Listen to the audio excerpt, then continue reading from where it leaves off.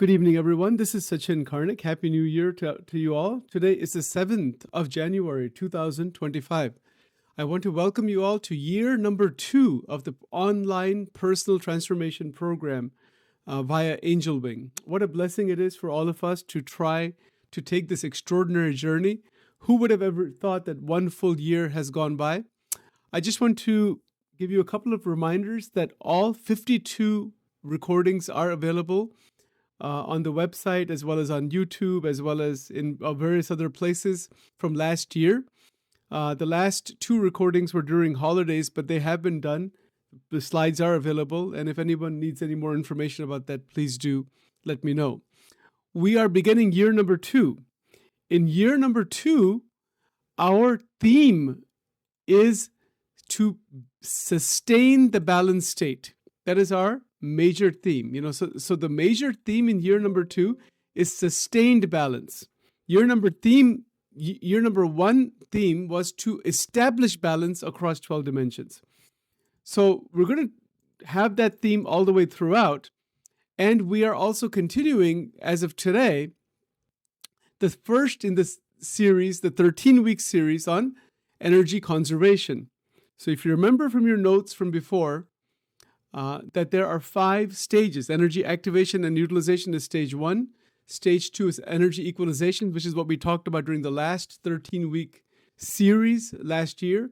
And then now we're starting with energy conservation. We'll spend 13 weeks on this with the overall goal of trying to maintain whatever level of balance we already have, and then to enhance that further. Energy revitalization will be the next 13 weeks, and then 13 weeks after that will be energy transmutation. Then we'll continue from there. So, a couple of things to keep in mind before we get into the actual workshop. That we all have, every human being, for the most part, has 12 dimensions. We all have core energy that is utilized in all 12 areas in a certain way. Our goal is to balance out all 12 dimensions in the best way possible, and to bring about harmony and to sustain that harmony. So that's what we're going to work on this year, is to maintain balance, right? So if we all not have attained full state of balance, it's all right. We'll eventually get there. But the theme is going to be to maintain balance. All right, so having said that, if you're keeping numerical track, some of you may be, then the same rating scale continues as we have been doing before. All right, so there's a couple of things to understand about energy conservation. What does that mean? What is the concept by itself? So I want to talk a little bit about that, and just want to read to you this initial paragraph here, that personal energy conservation, it refers to the conscious management of one's internal energy to achieve a state of balance, vitality, and well-being across areas of life. We already understand that. That's easy. Just as physical resources such as fuel or electricity need careful usage to avoid depletion, the same principle applies to human energy. Every thought, emotion, and action consume energy. When individuals are not mindful of how they expend their energy, they risk emotional burnout, mental exhaustion, physical fatigue. Personal energy conservation involves identifying areas where energy is wasted, minimizing energy drains, and creating routines that promote energy renewal. All right, so I want to talk about this a bit and see where that takes us. So, conservation, the concept of conservation means to build an internal strata of psychological energy. It is to build the energy inside and to keep it in a very balanced flow. So this concept of energy conservation, it connects beautifully with our overall goal for this entire year, that is to sustain balance across 12 dimensions. To sustain balance would be like going to a car mechanic, you got your car wheels, aligned and all balanced, and then you're driving the car, but the wheels have to remain balanced, for hundreds and hundreds and hundreds of miles, right? Until the next oil change or whenever that is. Then you have to rebalance again. Similarly, across 12 dimensions, what we are going to work on is to sustain balance.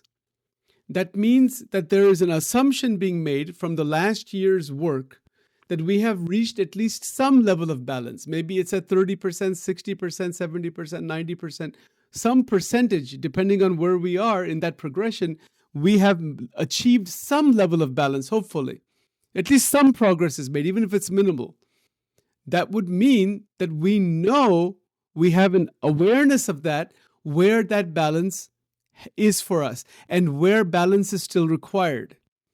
Maybe our physical health is very good, but emotionally there's still some distortion somewhere. Maybe there's still some relationship imbalance. That's why we have the scale from 0 to 10. A 10 on all 12 dimensions would mean that there is exactly the right amount of flow in that dimension and there is zero imbalance. The functioning is at the highest level of that dimension. That's what a 10 would mean. So when we look at all 12 dimensions, we will know where there is some deficiency. Maybe it's in the career, maybe it's in some knowledge base, maybe it's in some recreational area, that there's need for improvement. I would say a 10 would be very rare. We might approach an 8 or a 9, which is fantastic. That's about 90% of an ideal state, but you can keep creeping it up slowly, slowly, slowly. The idea is continuous improvement. All right, now having said that, now we want to link energy conservation to this concept of balance and sustained balance. So now this is going to be a little bit more advanced than what we've been talking about so far. It's advanced because conservation of energy is something that most people do not know how to do or even understand the concept. The conservation concept of energy comes after energy utilization, energy activation, energy equalization. So we've talked about those ideas already last year. You can go ahead and review those if you want to. Now we're talking about conservation. Conservation is only possible when there is energy that is available for us. Now we can either use that to some extent, or we would need to use activated energy to some extent. That is stage 1. And then we would need to obviously equalize it, because the equalization process brings about the right kind of, it brings about balance. Now, assuming we have some balance at any level, we want to maintain that balance, meaning energy conservation. Energy conservation does not mean we are not utilizing energy, but we are not wasting energy. The best example of energy conservation is a car on cruise control at 60 miles per hour. If you're on 60 miles per hour and you drive for 3 hours without any brake, without any acceleration or deceleration, or very minimal acceleration, deceleration, gas is conserved, but gas is utilized. Energy is utilized, but in a very steady way. That's energy balancing. Just the simple analogy of a car on cruise control. That's it. If you keep that analogy in the mind, we will understand the theme of all 13 weeks that are coming up. That we want to get into a modality of cruise control. I'm putting that in quotes. Meaning what? That the amount of energy being utilized is steady. Steady where? In all 12 dimensions, which would mean we would need to find out what adjustment needs to be made in each dimension to bring that steadiness. Hopefully, that's what we worked on last year. But if you still need adjustment, which we probably all do, we keep adjusting until we get to that cruising speed. And you know what it's like when you're on cruise control. You have to keep enough distance from the cars in front of you, have to know what's going on behind. You have to change lanes from time to time. There is a dynamism, a dynamic flow, but it's a steady dynamic flow of energy.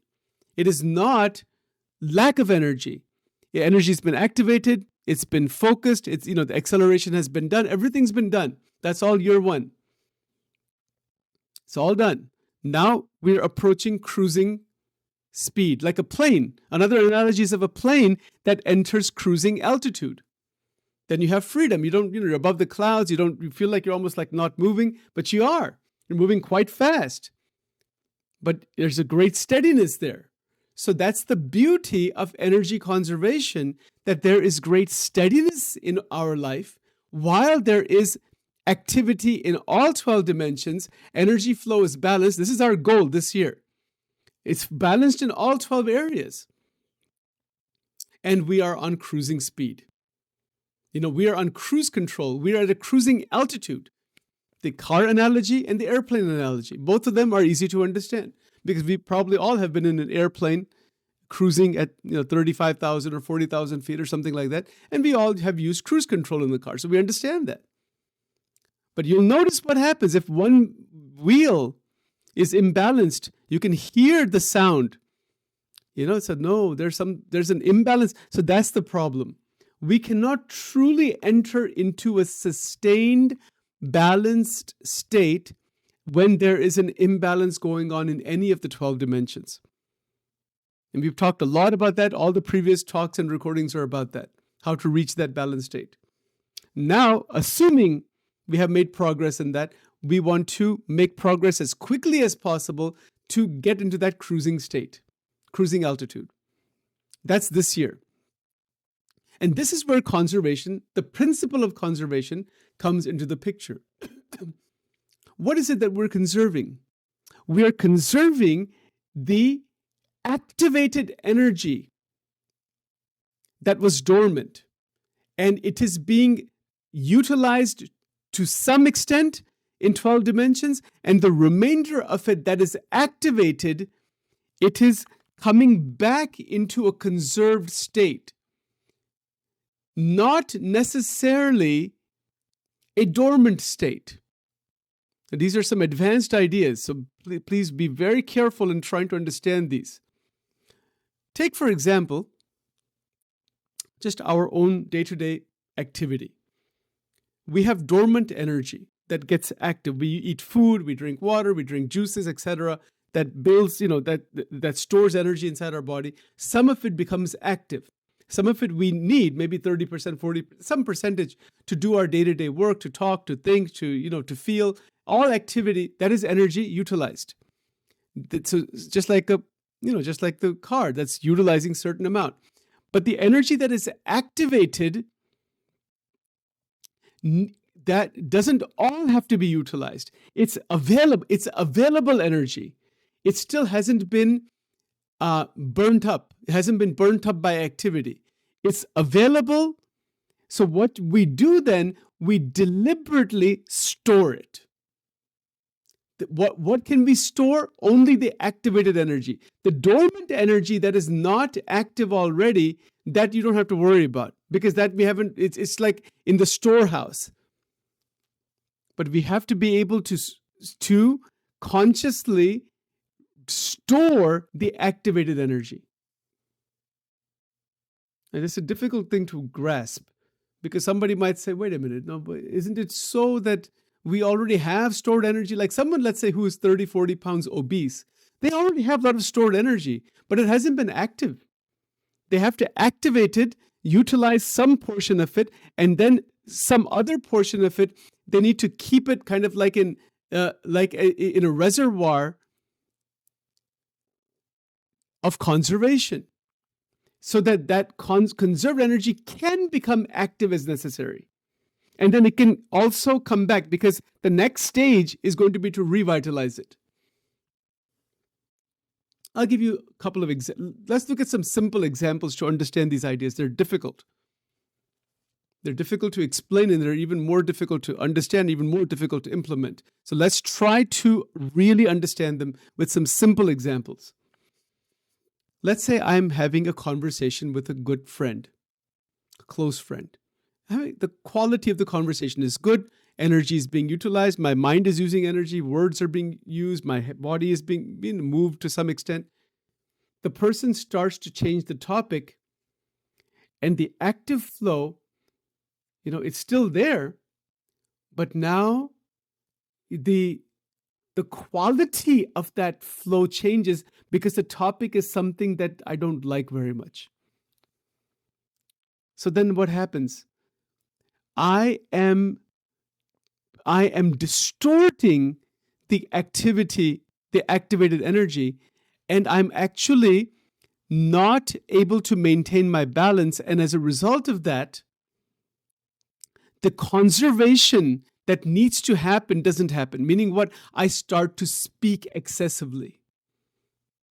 I'm no longer conserving energy. I was conserving energy when I was listening, speaking in a very nice way.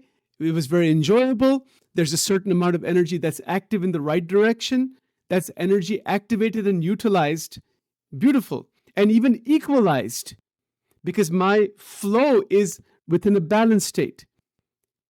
But I damage that by excessive talking because I'm getting some disturbance inside. So my internal conservation that should be there is not there. And so the conservation is, so then what do? I am pulling out from my even deeper reservoirs, even more of the core energy, and bringing it out to deal with the disturbance that has been created. The dormant energy now becomes pulled out through worry, tension, and it's a damage to core energy. And we don't want that, because once we start damaging core energy, we're out of balance. We're no longer equalizing. We're no longer utilizing in the best way. We're definitely not conserving. We're damaging the deeper reservoir.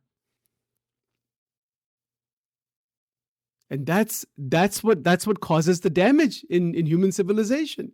Even a small 10-minute conversation with someone, if it's disturbing, if the disturbances are significant, it can cause this core energy to be damaged for long periods of time. We keep thinking about it and groping with it and then analyzing it. Then we start texting somebody. Then we tell 5 other people about it. It has a chain reaction. We're not equalized, certainly. Certainly, we are utilizing core energy that shouldn't be utilized, and we're definitely not in a conservation state. Notice, what is the homework exercise for this week? Is to be in a heightened state of awareness that there is to be conservation of activated and equalized energy. I'm having a conversation with a friend. If the conversation is balanced, I'm not overthinking, overspeaking, I'm not ignoring. I'm using the right amount at the right time, in the right way, for the right purpose, with the right intention, so that my equalization remains. And then the utilization, certain amount is utilized without pulling or damaging core energy, and the energies that are activated, good portion of them are reconserved back into an availability matrix. A psychological availability matrix is where you store that activated energy, and that storage in that availability matrix is energy conserved. Let's use the 10-minute conversation with a friend as an example. Again, Sachin has this conversation. If I talk too much activated energy is lost. If I don't talk enough, but I'm overthinking, over feeling from inside, burning up, I don't know, whatever is happening inside, that doesn't work either. The right quantity of psychosomatic energy is utilized in the conversation. And I have to know in the present how much to utilize, in what way to utilize, without damaging or without pulling out the core energy further, the dormant energy. I don't want to open that dormant energy. Because if I open that out of worry, tension, fear, anger, guilt, all the negative stuff, or over excitement, or whatever it might be, if I open that, and it's harmful to me and to others, then we are off back into a much more imbalanced state again. So this is present moment, present focused realization that in the conversation, how much to speak, with what feeling to speak, with what non-entanglement level to speak. The principle of non-entanglement brings about naturally conserving activated energy into an equalized state, because the interaction is equalized, and in that equalized state to pull back good percentage of opened up energy into a psychological matrix where it is stored. And the more we store that energy in that matrix within us, the more we are free in our interaction with the outside world in all 12 dimensions. But if we don't store that energy back, if we don't deliberately store it back, meaning what? In the example that I gave, not speaking too much. If I speak too much unnecessary talk, it is going to burn up that potential energy and burn up time also. So then I'm not in a conservation modality, but the conservation is inside that matrix of the mind where there is the possibility of taking that activated energy and then bringing it back into the storage reservoir in such a way, and that technique we'll talk about the next 13 weeks, where it revitalizes and it can form a loop between the stored energy, between the core energy and the psychological matrix that has availability. This is why this is a more advanced level now, year number 2. We have probably never heard these ideas. Maybe you have in somewhere or other. We definitely haven't practiced this. But once we learn, it's going to take some time to even understand this. So I'm available for everyone to really probe into this very carefully, because we don't understand what is energy conservation. We don't understand it. It's very difficult to understand. You think of it that way. When we're having a conversation with someone, when we're shopping in some way, when we're reading a book, in any activity, there is energy utilization, equalization. They're all, utilization, activation, utilization, equalization. This is the base. And then on that base, one can deliberately separate out how much to use in each area and to actively conserve. Conserve the opened up possibility. I mean, this is true in intimacy. Intimacy is another dimension out of the 12. One of the dimensions out of the 12. Sometimes people don't spend enough time with each other. Sometimes they spend too much time with each other. It's a problem, both ways. Too much familiarity, too much closeness, enmeshment, or too much distance. See, it's finding that happy medium. It's finding the right amount. It goes back to the 6 things: quantity, quality, quantity, quality, dimension, depth, and structure. All 6 of those are relevant here. We're going to open this up step by step. It's not going to happen all in one day here. But this is all going to come together. How much to speak? Take the example of the friends that Sachin is speaking to. All 6 are available there. All 6 are active. Quantity, quality, direction, dimension, depth, and structure. We know this happens quite often with texting, or it happens on the phone. We're speaking too much. Too much, somebody's going into something, and it causes a lot of unnecessary overanalysis, overthinking. Keep the conversations to where they need to be with love, affection, respect, and the principle of non-entanglement has to be there. Without applying that principle of non-entanglement, we cannot ever apply energy conservation principles. Our energy would never be conserved. And in anything we do, we get entangled. Anything we do, we get stuck immediately. We don't know the art of remaining free. So it's an art and a science. It's both. So to learn that, to understand that, means that at any given point, when our mind opens up the interactional dimension, because it's only opened up through energy flow, once it opens it up in any of the 12 dimensions, we then have to be mindful and choose how much to place there and how much to keep as a potentiality in the psychological matrix of availability. So I think technically this may even be called availability matrix. I'll have to look up some of the psychological, more technical terminology that explains this in more technical detail. But it's availability. It's like going to the mall with $10,000 cash. It's raw power that's available. You've taken it out of the bank, but you haven't used it yet. And you say that, okay, I'm going to use $1,000. All right, but now you have 9,000.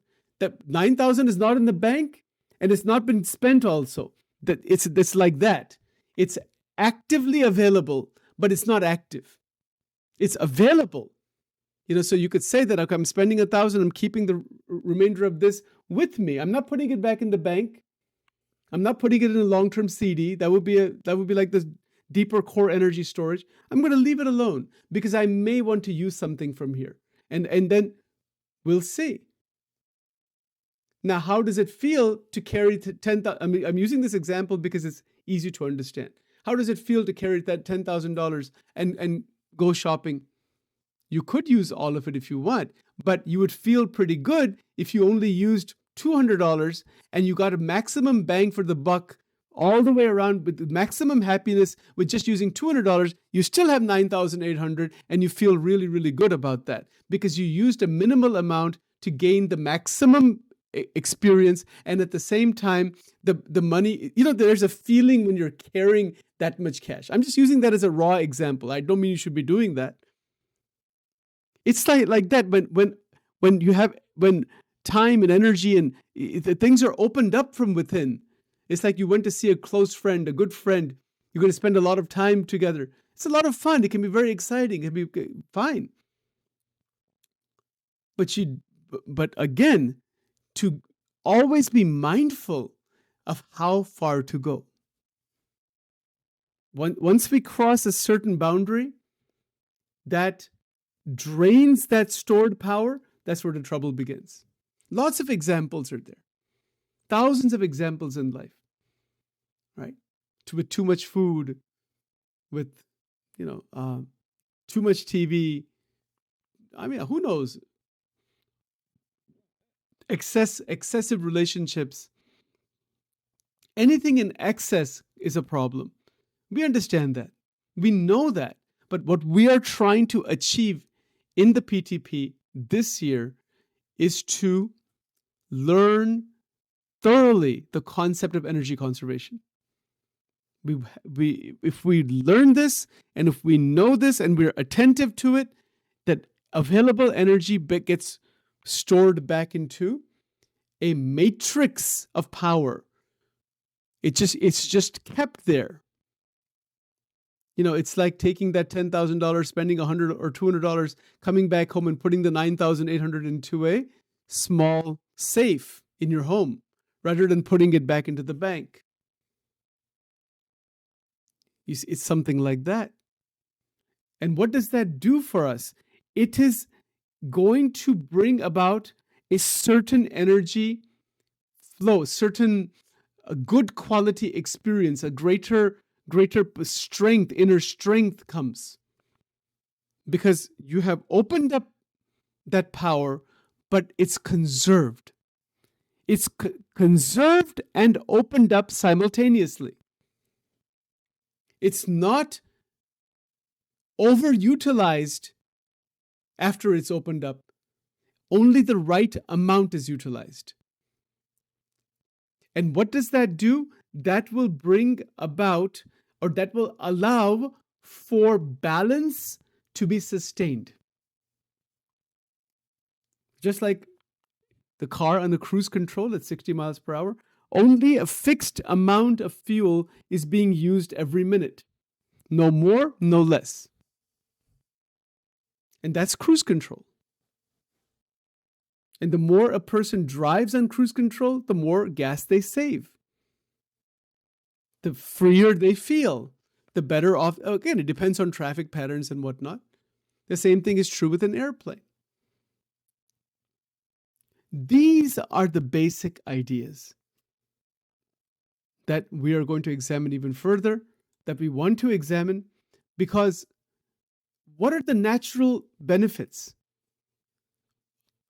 First of all, the biggest benefit is that we are minimizing unnecessary drain of mental power. Our mind is so fast. It's incredible how fast it is. And it can drain our potential power so rapidly. We don't want that. So at the heart of personal energy conservation is to deliberately, consciously move into a state of equilibrium where energy inputs match energy outputs across all aspects of life. Let me show you the slide on that one. Give me just a second here. I have a lot of slides here for you. Just going through some of them here. Just a moment. It's very, very powerful stuff. It's all application based. Program is totally application based, right? So you can look at the first paragraph here. So at the heart of personal energy conservation is the concept of core energy balance, which we have been talking about all the way through.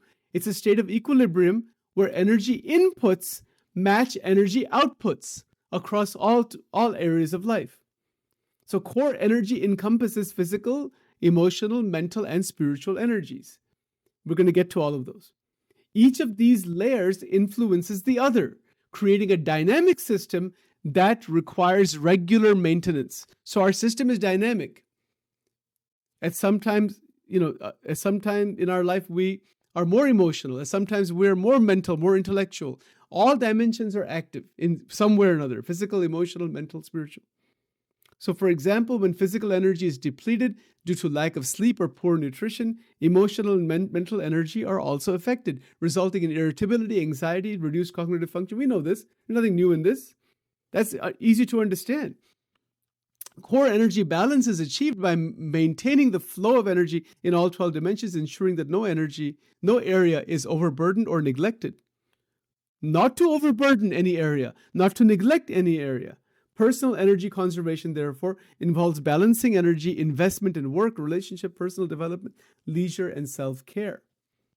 These are all areas where there is energy investment. We invest energy, we utilize energy, but it involves balancing that energy so that amount that is active, some is utilized, the remainder comes back and is conserved.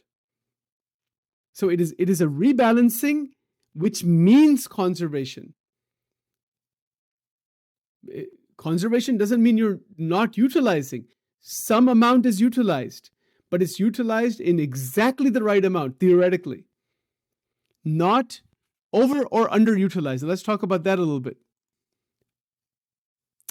To not overutilize and to not underutilize, how does one know that? Well, there's an inner barometer of disturbance. If I'm having a conversation with a close friend for 15 minutes, 10 minutes or 15 minutes, and my internal system is just, it's just feeling fantastic. I mean, there's just a beautiful experience internally. That means I'm in that balanced state and that natural conservation is happening. And that will also lead to revitalization, which we will talk about later. So the conversation for 15 minutes is good. But notice, just because I like the conversation, now I start talking about useless things for another half an hour. Now, the experience is no longer as beautiful as it was. I'm getting tired. I'm getting fatigued. And now, because I've overdone it. In simple language, to not overdo anything, but to not overdo any interaction in the 12 dimensions means to recognize for oneself what is overdoing. That sounds very good, to not overtalk, to not overthink, to not overfeel, we all say that all the time. But we don't know where that is for us. So this week, as we are going through hour by hour by hour, discover that demarcation line between the right amount of energy being utilized and then the other amount being conserved in our words, in our thoughts, in our feelings, in our relationships, in everything we do, in our food, in our sleep, in our waking, in our bathing, I can enjoy taking a nice long bath, but what is that? I can enjoy it for maybe 20 minutes, 30 minutes. But just because I like it, what if I just stay in there another 15, 20 minutes? It's waste of time. Some imbalance will be created by that because I've overdone the activity. Just because Sachin likes something, maybe it's a food product, like some juice. I have some juice in my hand right now. Let's say I really like that juice. Does that mean I should be drinking 3 glasses of it all at one time? Just because I like it? No. That is going to create an imbalance. And the other side of that would be, well, I like it, so I don't want to drink any of it. That's another imbalance. You see, so the concept of balance is a matter of discovery. It's a concept to understand first, but this is a matter of discovery, that where is my balance? Just because I like some series on Netflix, does that mean I'm just going to watch that only the whole day? Just because I like it, my tendency is to just go after it, but then I'll oversaturate it. I will create dislike for the activity that I liked very much by oversaturating, and that is where I am no longer conserving energy. I'm not in energy conservation. I'm overutilizing energy in one direction, wasting time in that direction, and on top of that, damaging my desire for the activity because I've overstimulated myself. Now I've created a negative way that I'm tired of this. How many times has that happened in our lives, all of our lives? We've overdone, whatever we've overdone, we're tired of it. It happens. It happens in relationships. Too much familiarity. Even if you go see a friend, short and sweet. Too much of anything is going to be a problem. Doesn't matter how much we like it. Yeah, but what is too much for one person may be something very different from another.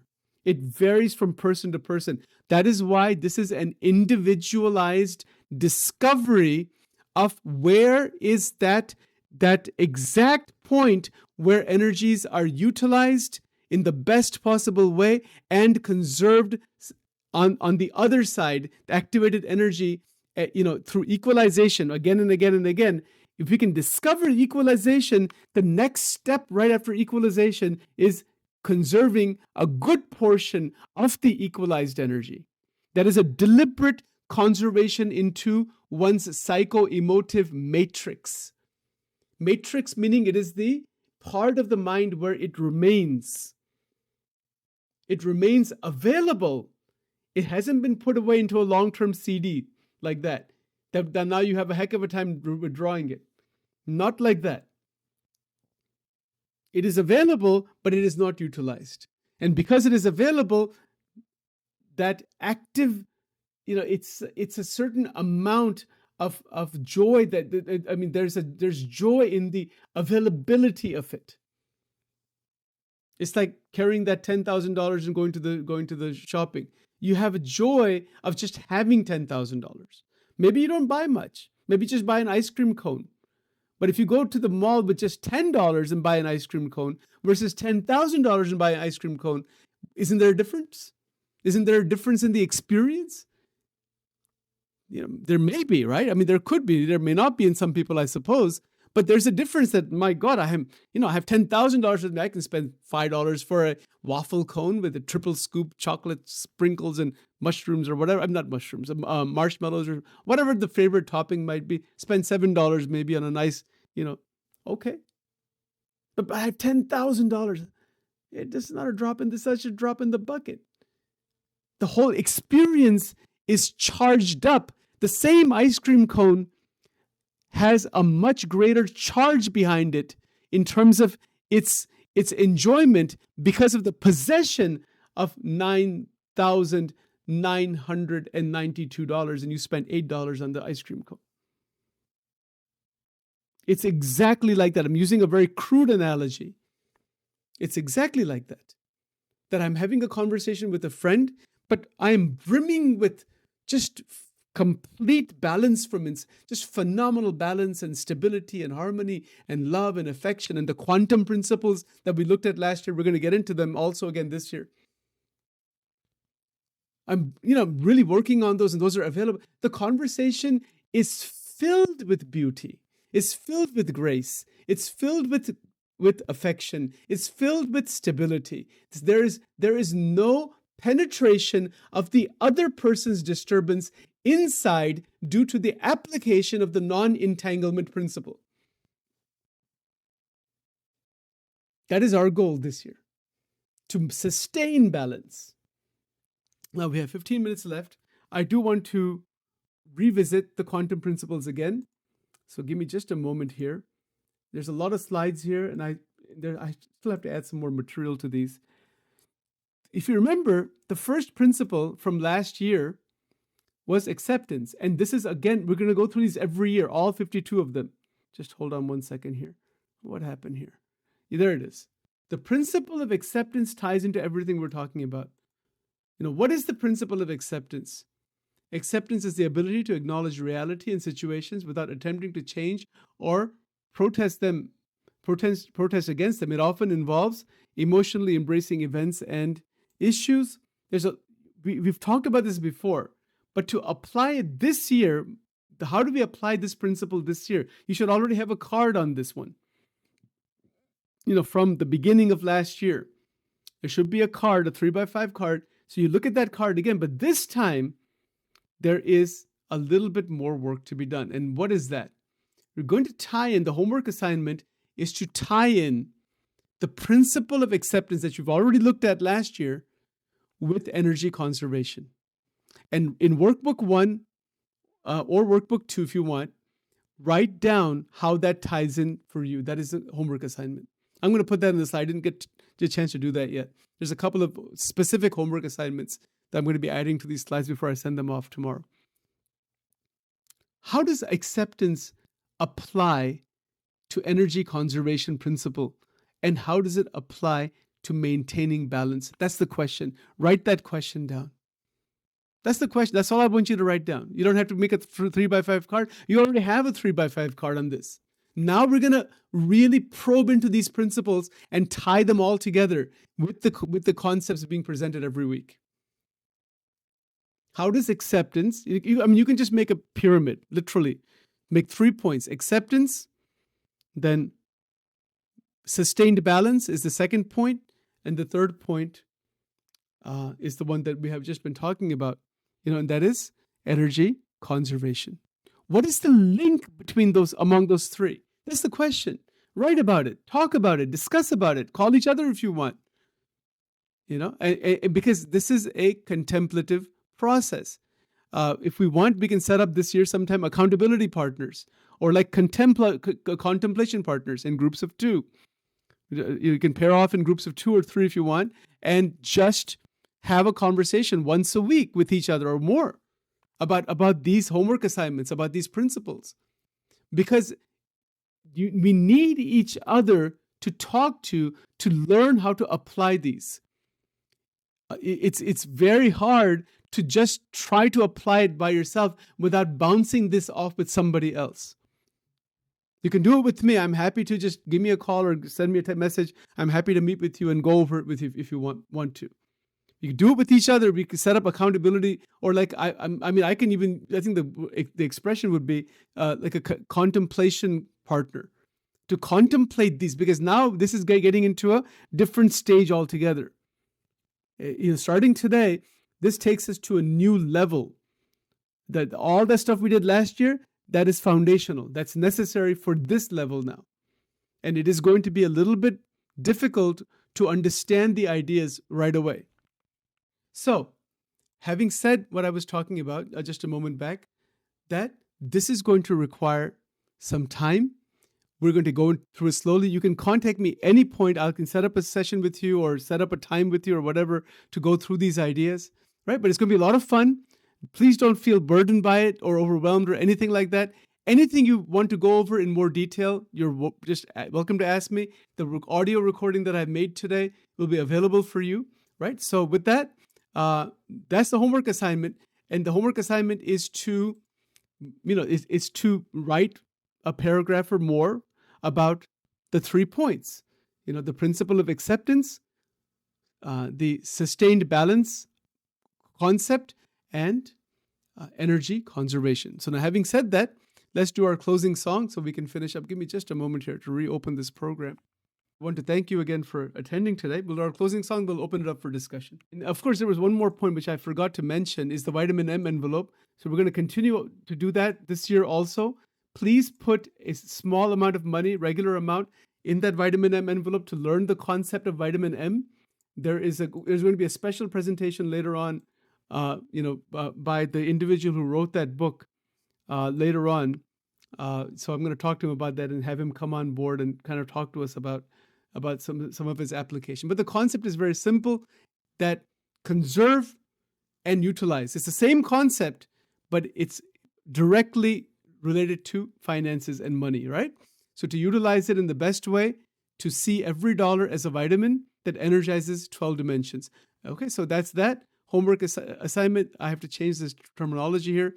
Where, when, how, why, and how am I conserving my personal energy? It shouldn't be saying equalizing, because we're looking at conservation. I have to change that. I will do that shortly. And here's our closing song.